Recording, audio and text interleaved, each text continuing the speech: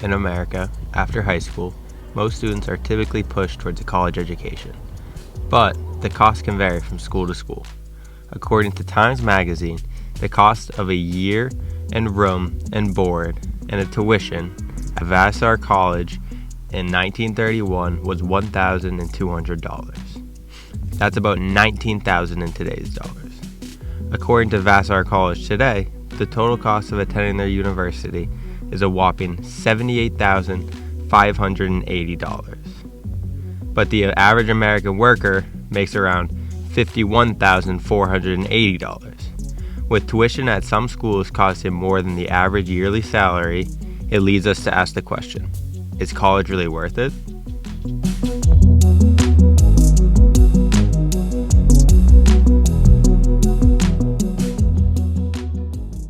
Hi, I'm Jacob. I'm a current senior at the University of North Carolina School of the Arts, studying lighting design and technology.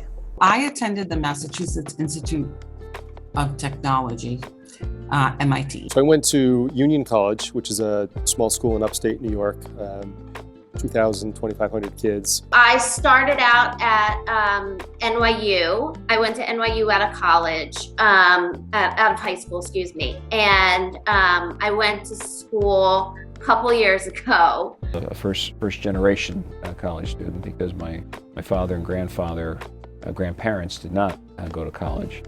I went to Holy Cross College in Massachusetts, and then later I went to Loyola University in Los Angeles to earn my master's degree, and then I completed my doctorate at Boston College. Did you know that Americans have $1.75 trillion in total student loan debt, including federal and private loans?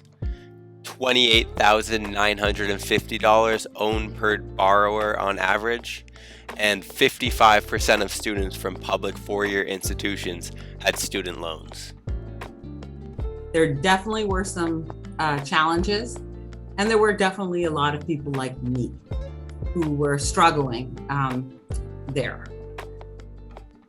I went into aeronautical and astronautical engineering, and that cohort was about like 115 people.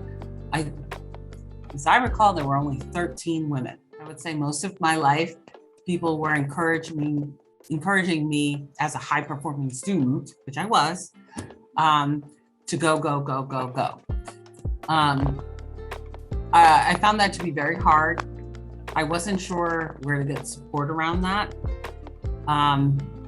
And I didn't let it stop me. I would say I'm a little bit stubborn. And so I continued with my studies, knowing that I wasn't going to get support from that particular individual, and really sought support from another supportive professor and certainly supportive classmates.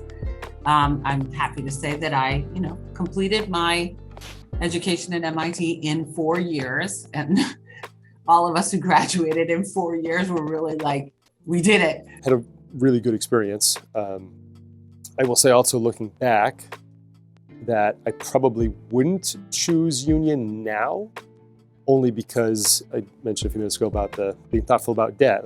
I came out of it with more debt than I should have. It didn't come from a lot of money in my family, and Union was generous with what they were able to give me, but I still came away with a fair amount of debt.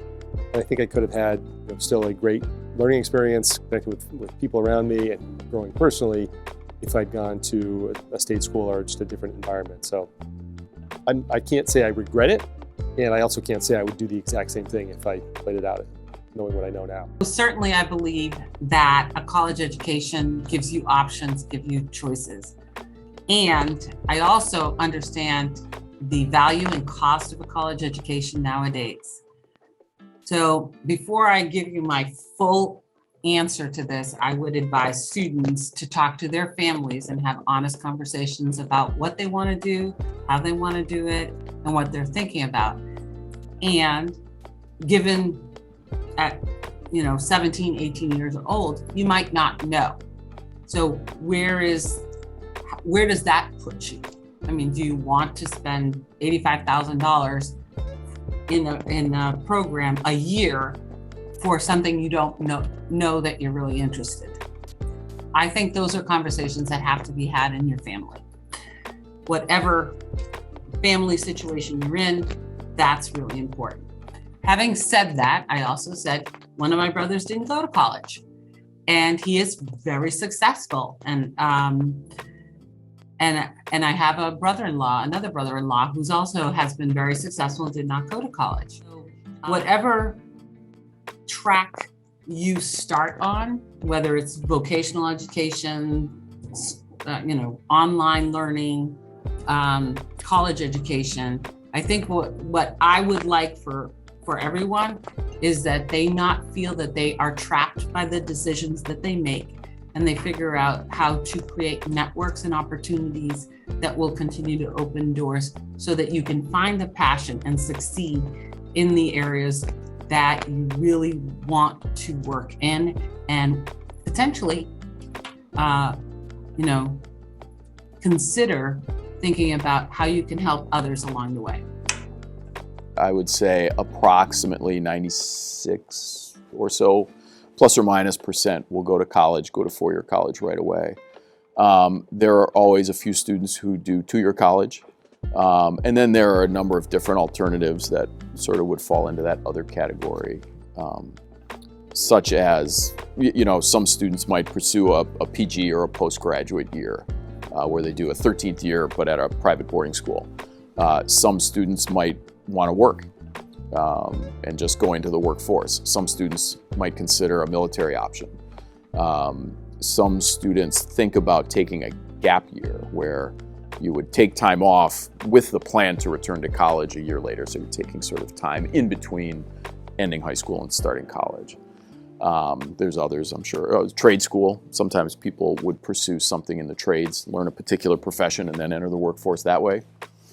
There's others that I'm probably forgetting, but there are alternatives, absolutely. Yeah. Mm-hmm. We hired an account executive who grew up outside of the United States, and as we were doing a check, we realized that she had a high school degree, but not a bachelor's degree. And our job descriptions do say bachelor's degree required. But as I was talking to kind of our senior HR leader, who also happens to be European, he feels very strongly that we really need to reconsider whether that makes the most sense. And especially in this case, where the person that we hired had a great deal of experience already doing the job elsewhere, that made up for the lack of a bachelor's degree. So I would say for the most part, at the moment, most of our jobs, with exception of maybe some of the junior level technical roles, all require a bachelor's degree in the job description. But I think that we really are taking a look at whether or not that needs to be there. 94% of people with a bachelor's degree or more reported feeling happy or very happy with their lives overall. It was pretty awesome, I would say, all the way around. I think my undergraduate years at Holy Cross were excellent. I met some professors and developed some lifelong friendships. And those professors were very influential in kind of pushing me toward what I'm doing now, which is education. Not being a superintendent, because no one goes to school to be a superintendent, but to get involved in education, and then one thing led to another to this current role as superintendent. I think the programs and my doctorate at Boston College allowed me to get more into research and to study bigger problems, and so it was definitely worthwhile and very important for me to be able to do. I think a diploma definitely will help my decisions on where to go after this. Different companies will try and seek us out based on our diplomas. I also think that having a diploma is going to help in the long run based on the information that you get at college. Everyone I hire has a college diploma. Now, Let me clarify that a little bit. Everyone who is working as a teacher or an administrator must have at least a bachelor's degree. However, Needham Public Schools is a big organization, and we have other positions, whether they're van drivers or nutrition service workers, for whom a college degree is not required. Other than that, the professional staff, which is the majority of our staff, all must have at least a bachelor's degree. Say that most of the staff that we hire in Needham, especially our professional staff, those teachers all have college diplomas, and sometimes they have advanced degrees, master's, doctorates, or some other certificates of graduate studies.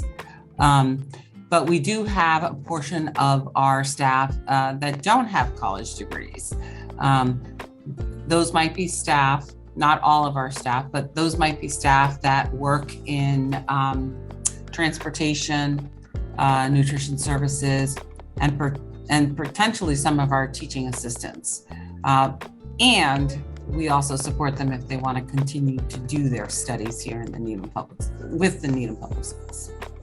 We get 400 applicants for a job, right? And sometimes it's a matter of trying to weed out candidates instead of finding the great ones. We're trying almost to figure out reasons why not to pick someone, right? And so I think at the moment, unless the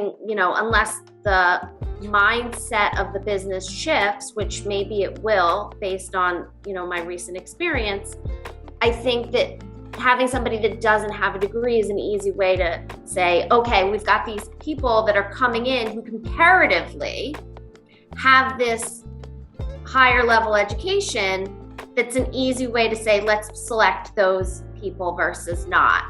Yes, I do think a college diploma is beneficial, and it also depends on the individual. I think it's absolutely essential post-high school to have additional training. That training may involve a bachelor's degree and then subsequently a master's degree. But there are many roles now, and I think technology has fueled this, and the advent of technology and different opportunities out there, that there are some positions that are actually highly paid positions that do not require a four-year college degree. Well, I think an individual today, in today's world, needs to take an assessment of what one is interested in, what your passion is about, and then pursue that. Often it involves a college degree, but not exclusively. And you can still have an amazing life and an excellent salary on either path that you choose. It definitely is going to open more doors having that degree than not. Again, having a clear sense of what career path you're looking for, it may not make sense to, but on average for the typical person leaving high school, particularly if they're not really sure what they want to do, having that degree is going to absolutely open way more doors than not. Well, I think the major benefit is sort of what I talked about earlier, which is it can get you to a place that you might not get to otherwise, professionally primarily, but maybe in some other ways as well. So if you are going to college, it just opens up doors that may not be open otherwise.